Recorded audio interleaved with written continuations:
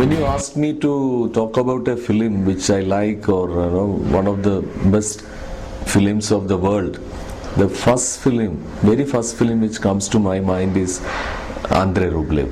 In fact, I certainly believe that Andrei Tarkovsky, who made this film, is the best director of the world so far. During my college days, I used to believe that Ingmar Bergman was one of the greatest of all time directors. But when I joined the Film Institute in '79, and then through my studies until '83, that those names were changing. Then I liked Christoph Zanussi. I liked Fellini, Bresson, Buñuel, many directors, like Vajda, then other East European directors, many of the classical Hollywood directors. But at the institute only I discovered Andrei Tarkovsky's films. In fact, I had seen one of his films before I joined the institute, that was Solaris. Even that film was kind of an intriguing journey into the future of our city, and I was quite interested to know other films of his. Then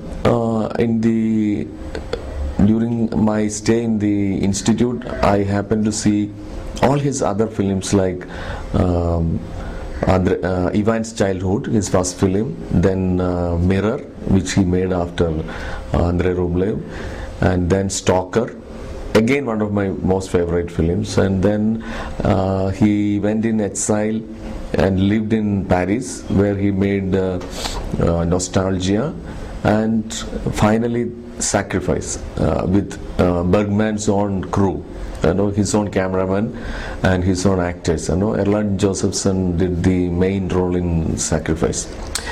Why I am saying all this is to give an introduction to Tarkovsky also. In 1995, I had a personal problem. I was almost hopeless about the existence, and I was lost hope on people. I have lost faith in everything. I was no more a believer. I lost my faith in God, and everything was going wrong. During this period, I was seeing Andrei Rublev. You won't believe, after the second chapter or so, I started crying. I couldn't stop my tears, and then by the end of the film, I was completely a changed person.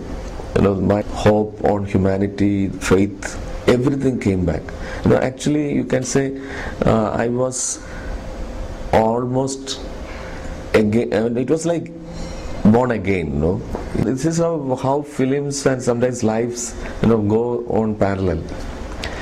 In this film also, that Rublev, the icon painter, he had lost all his faith and all. He had taken a vow of silence, and then in the final making of the bell by Boriska, that young boy, he realizes the spirit of creativity and the absolute faith. That makes everybody joyful. That creation of art makes everybody joyful. At the same time, he regains his faith. Likewise, it happened to me that I also regained my faith in God and people, humanity. What Tarkovsky says is that he wanted to look at how a creative person responds to his immediate reality and his environment, and how he finds a meaning, and how he is reproducing that truth to his fellow human beings, who would be not only contemporaries but centuries later also. They could look at his work of art and see what happened at that time. So this film,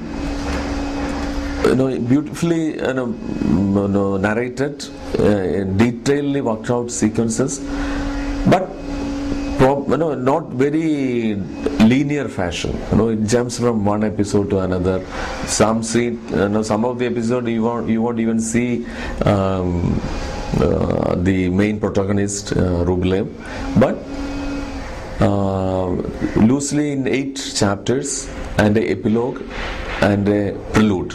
The film is structured like that, and beautifully shot by in black and white by Vadim Yusuf, one of the great cinematographers of the world.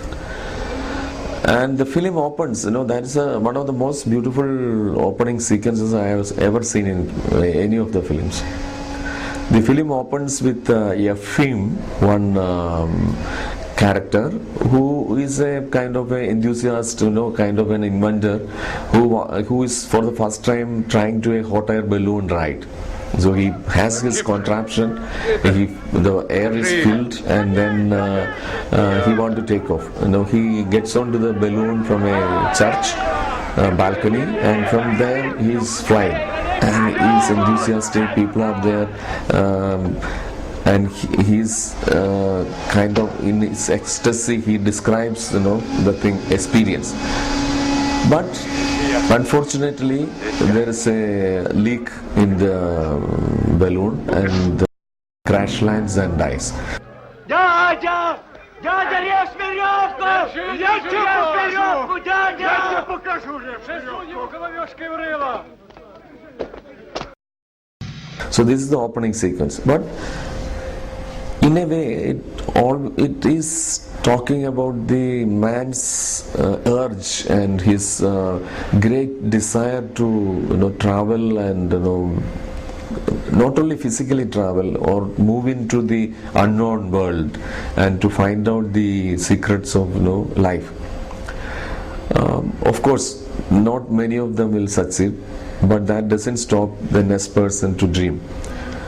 So from this opening sequence, we come to Andrei Rublev and his associates, Kirill and someone else, moving, talking, and they are going to another monastery to paint some icons.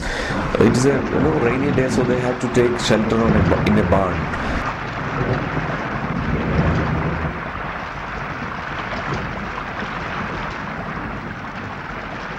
So there is a jester, who is kindly, meaning kind of,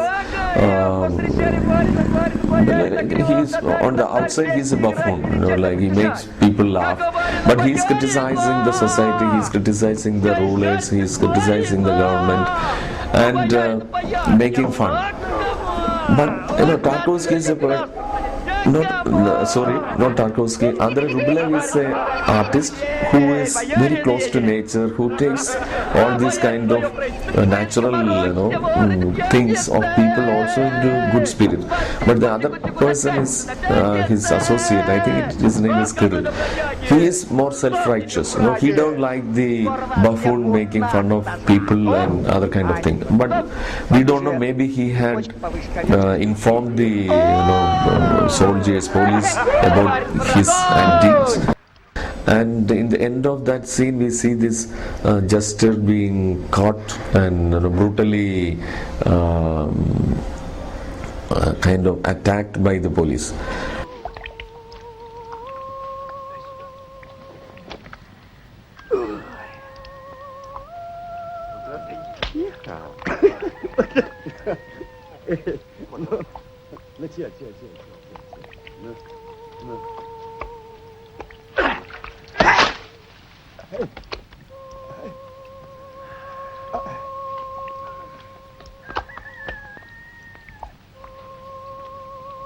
We see him later. Then we realize that towards the end of the film, we see him again, but then he can't speak because his tongue was cut.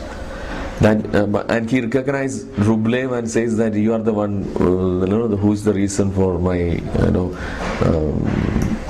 handicap position.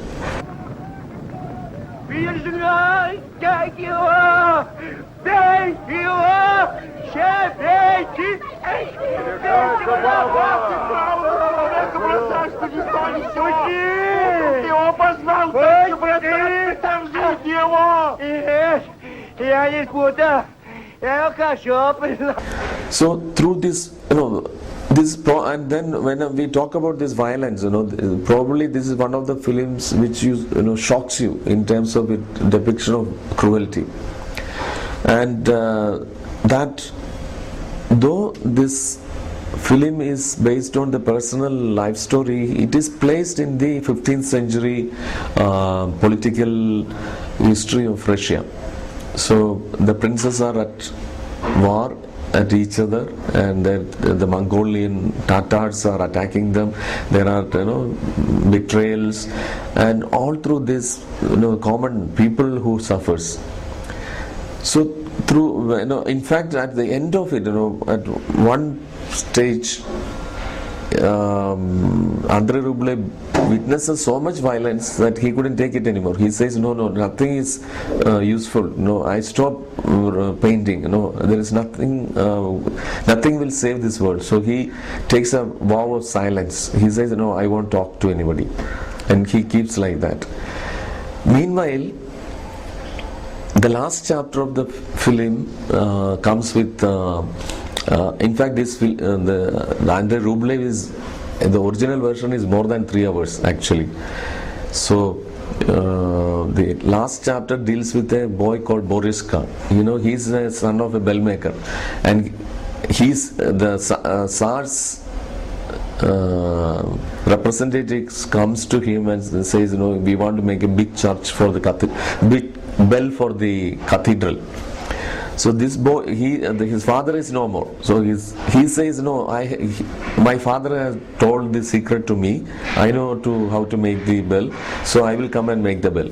And he takes his collaborators, his father's workers, and goes to this area where they collect clay and other material for making this bell. And everybody is tensed, because if it doesn't sound proper, all of them will be killed.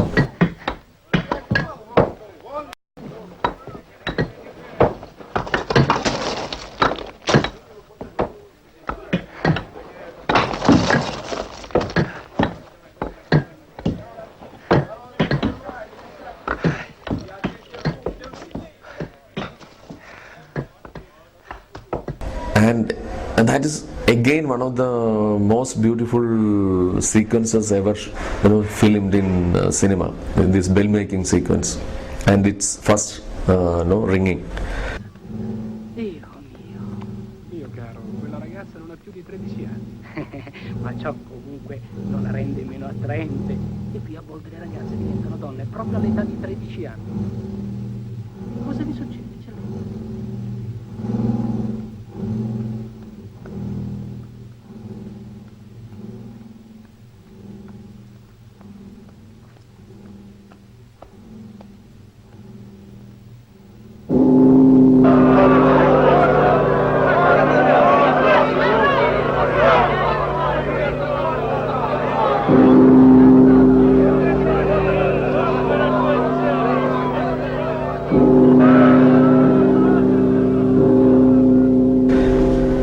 Eventually he succeeds, but then he says to Rublev that he is crying. Everybody is happy, but he is crying, lying down in the mud, and Rublev comes to him and starts talking to him. Why did you cry? So he says, my father has not taught me how to make the bell, because it is from my faith, my intuition, I made it and it came out well. So he said, all that matters is to make people happy. So you have succeeded in that. Okay, now we will travel together. I will paint and you make bells. So let us make people happy. So in the end, all work of art, in terms of looking into the deeper realms of human life, finally it has to make people happy. And this is one of the films which give you a happiness which will not fade in one day. That happiness stays with you throughout your life. I had seen it 95. It has been now 12 years, but the memory of that experience is still with me, and I think it will be with me till my last breath.